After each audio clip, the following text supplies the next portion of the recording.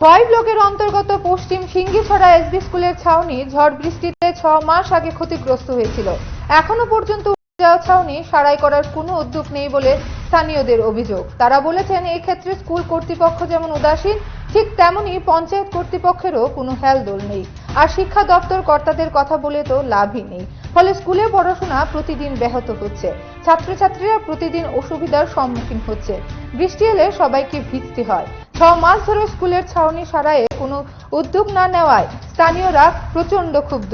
আমি আবারও বলছি, খোয়াই ব্লকের অন্তর্গত পশ্চিম সিঙ্গিছড়া এসবি স্কুলের ছাউনি ঝড় বৃষ্টিতে 6 মাস আগে ক্ষতিগ্রস্ত হয়েছিল।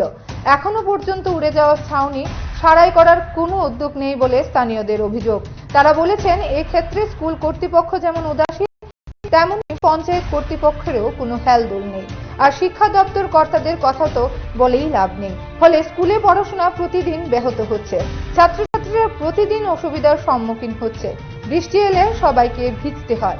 6 মাস ধরে স্কুলের ছাউনি সারাইয়ে কোনো উদ্যোগ না নেওয়ায় স্থানীয়রা প্রচন্ড ক্ষুব্ধ।